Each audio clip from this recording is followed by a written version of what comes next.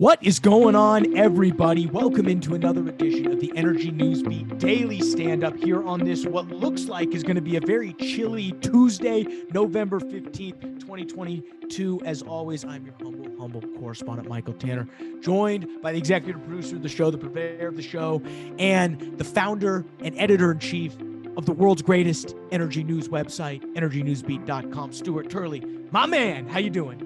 It's a beautiful day in the neighborhood. And hey, I'd like to give a shout out to some of my fan mail flounders out there. Paras, it is so cool having Paras back. This is a shout out for one of our favorite fans. Yeah. If we could sponsor a human being, I would sponsor Paras. So just like we are looking for sponsors of this show, Paras is on my sponsored list. So we're super excited. We appreciate all the feedback we've gotten, guys. You're going to get sick and tired of us here soon. So yay, it was fun the first day.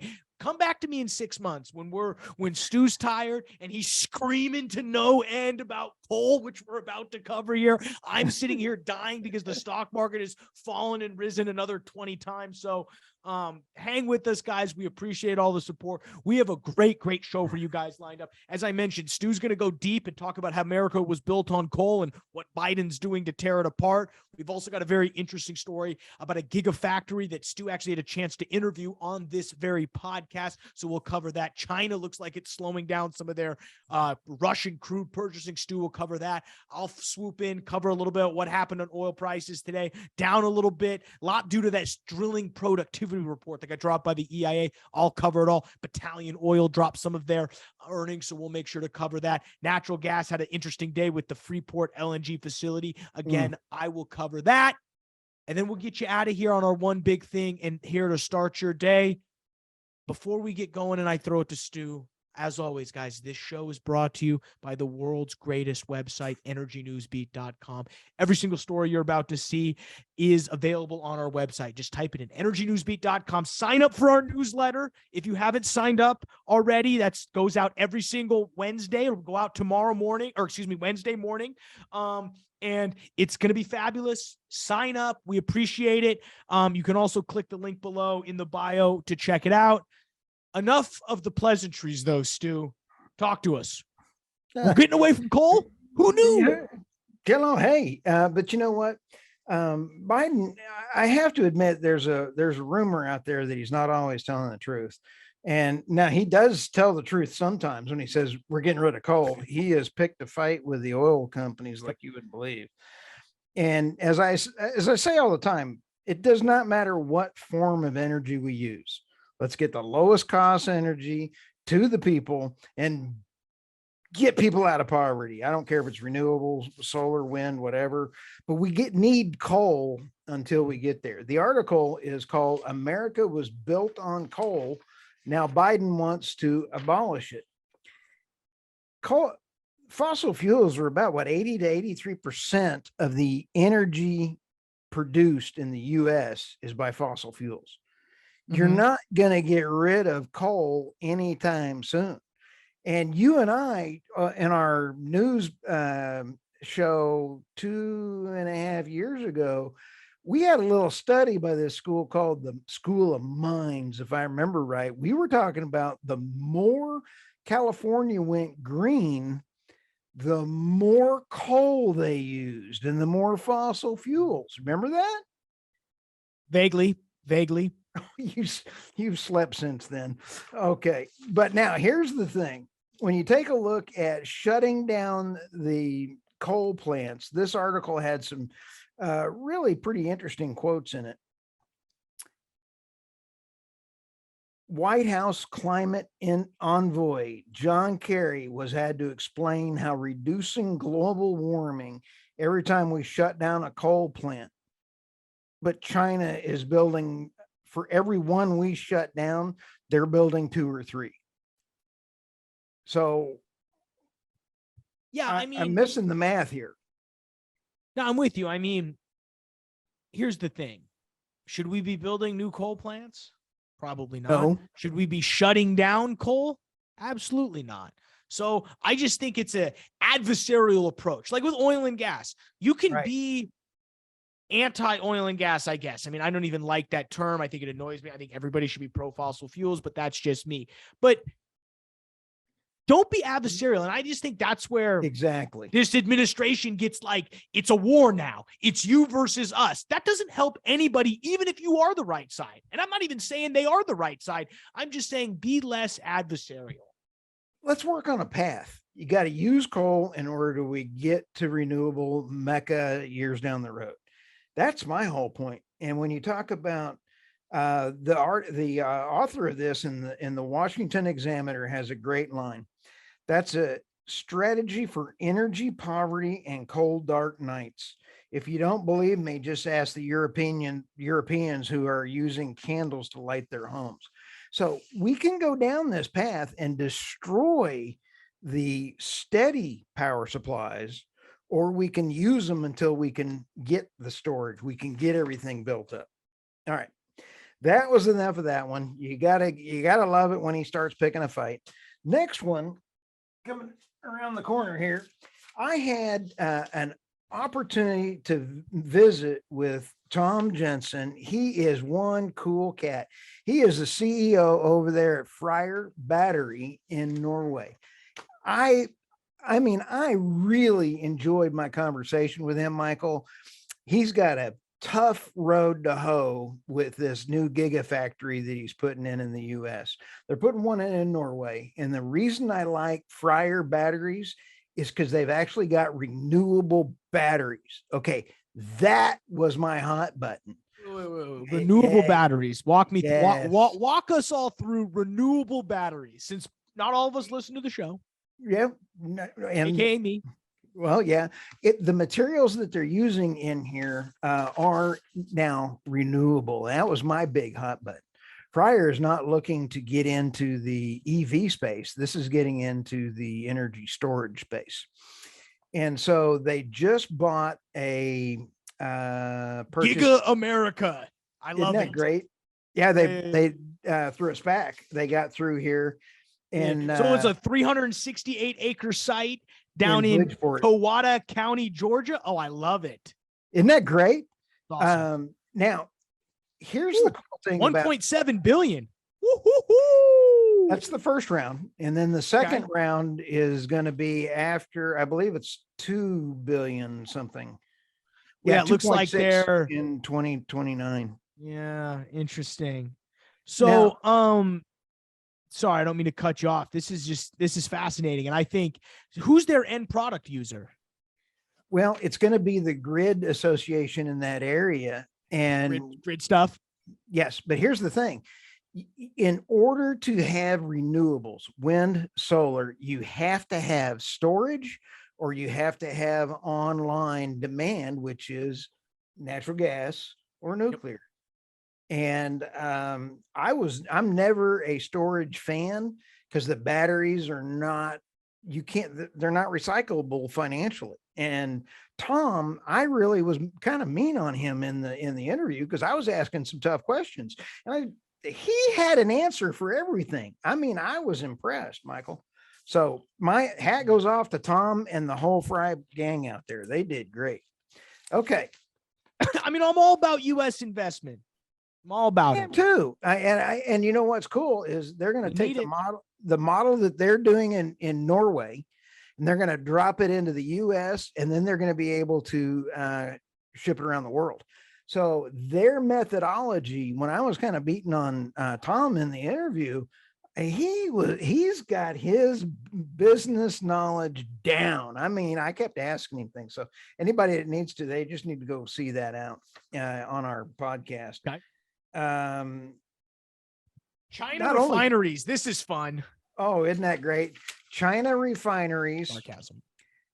Slow down Russian oil purchases as sanctions near. Sanctions don't work. Price caps don't work. Now, Biden also asked India this couple days ago for India to sever ties with Russia. Okay, that's not going to happen. So then China refineries have been buying all of the Russian crude that they can possibly get their hands on. Now that sanctions are coming on, Russia is now going to stop, or China is now stopped and slowing down the purchases of Russian crude.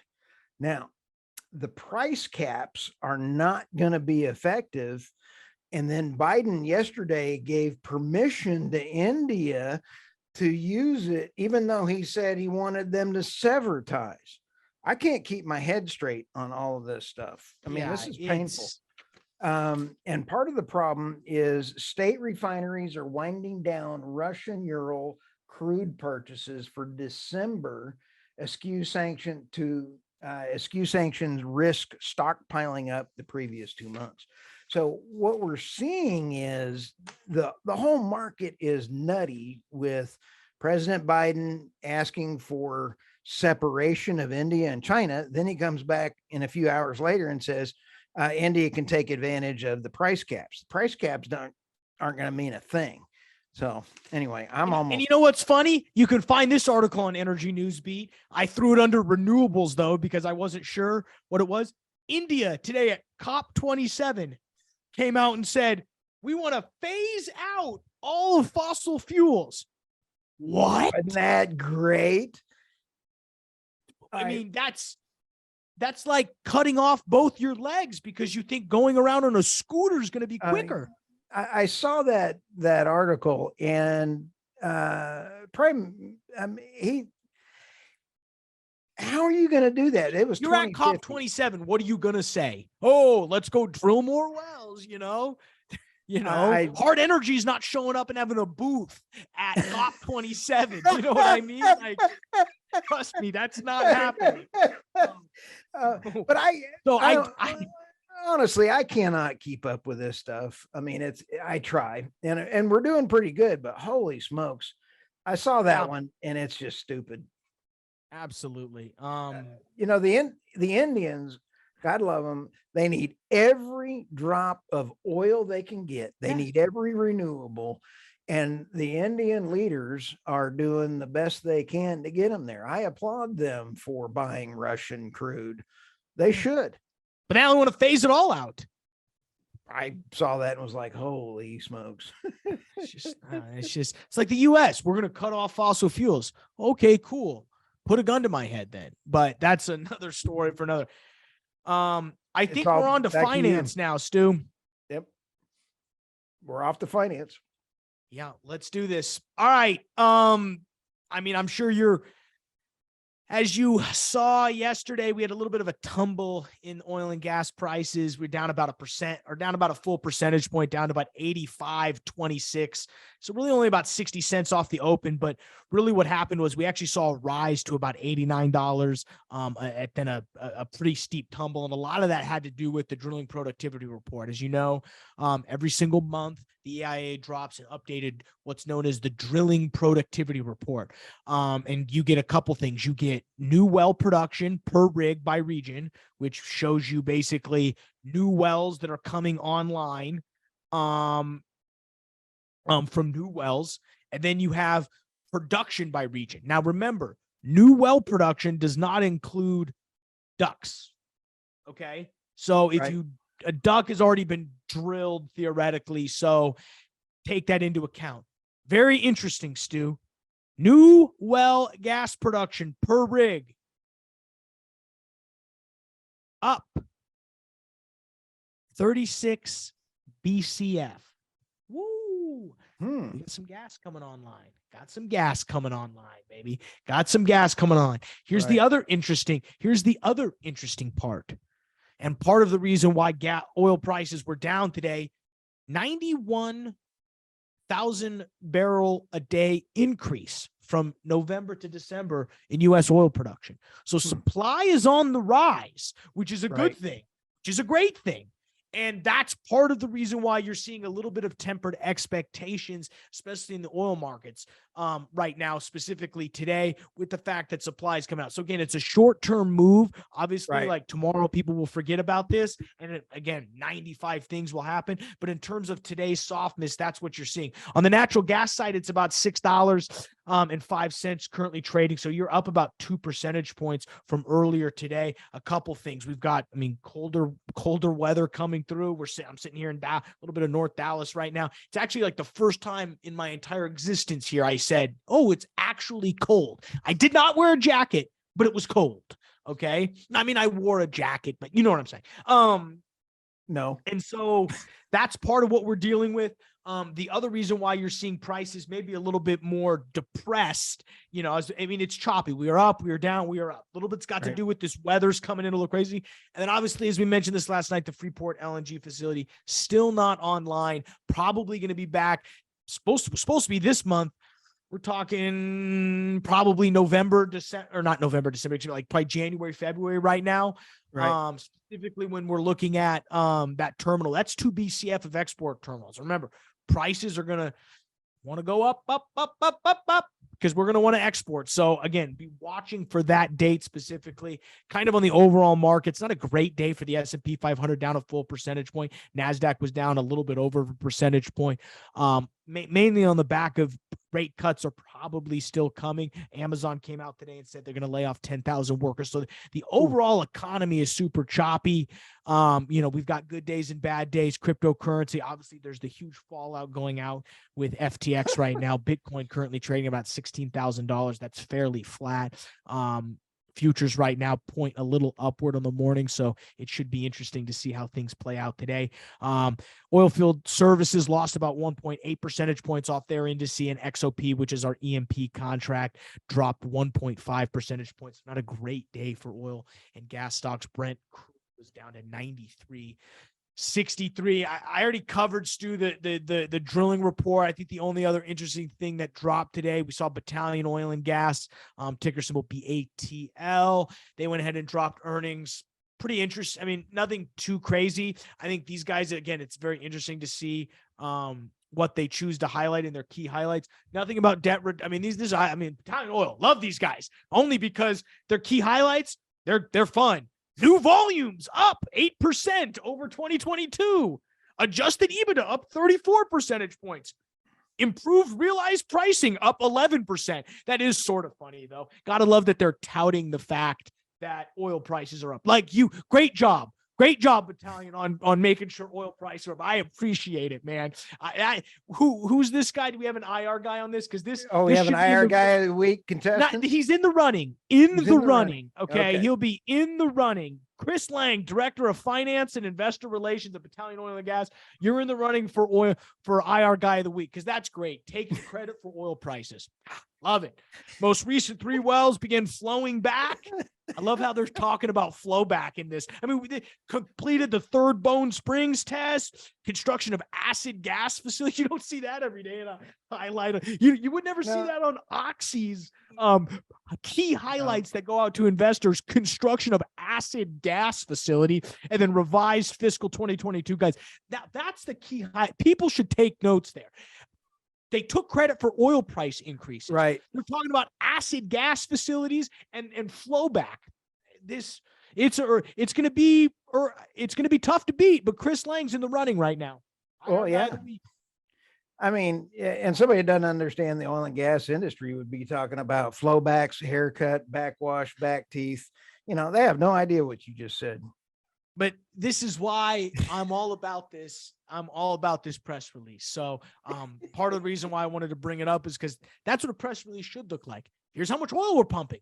Here's how much money we made. Right. Look, we helped oil prices go. I mean, I think that's a silly bullet point, but there is something to do with crude marketing. I'm not making fun of the crude marketers out there, even if you guys do take credit for oil price going up. It's okay. It's fair enough. Somebody has to. You know, I think that's everything on my side, Stu. I'm looking at my charts. Nothing else interesting. Gold was down a little bit today. Copper down. So, I mean, commodities all around. What are you looking for today? Well, tomorrow, I'm hearing some grumblings around my sources. Biden's nosing around again on trying to put out banning exports again, and it's now coming around. And if it does, they're waiting to find out if they win the House. If they win the House, they're going to be banning exports. and that is going. But don't we know if they won or disaster. lost? Like, I don't even know. Did we win? Nope, they're still counting. They're still counting. Yeah, it's an election season. You're right. It's not an election day; it's a season. So we're gonna cut you off right there, Stu. I know. I'm not saying anything else. I'm just saying if it does, I'm now hearing rumblings from it, inside the Department of Energy that it's looking ugly as far as if he does do that, Michael. Let me just explain why.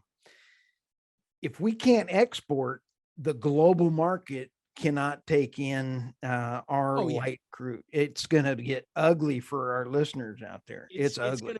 It's going to be unbelievable. I almost hope it happens just to see. It's like wanting to see. Oh no, dude. I'm just kidding. No. It's like, it is like wanting to, like, you step on a bug, it's dead, but you got to look just to make sure.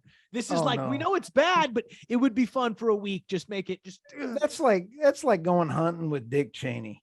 You got to be kidding me.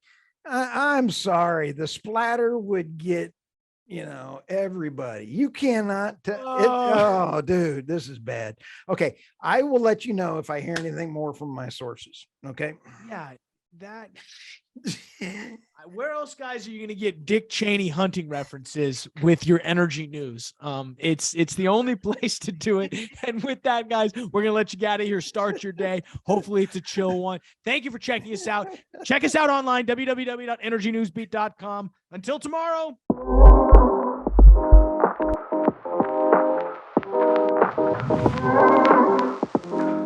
Today's episode of the Energy Newsbeat podcast is brought to you by Enverus. The energy industry faces massive challenges every day, and the events over the last 2 years have caused huge disruptions like never before. Companies in the energy industry need actionable intelligence and a single source of truth that brings all the data together. Enverus is the energy specialized technology partner that provides intelligent connections for a global energy ecosystem. Only Enverus has the analytics, people, experience, and industry scope to connect the right data and information in the right way to discover missed opportunities and deliver fast outcomes. Find out more at Enverus.com. That's ENVERUS.com.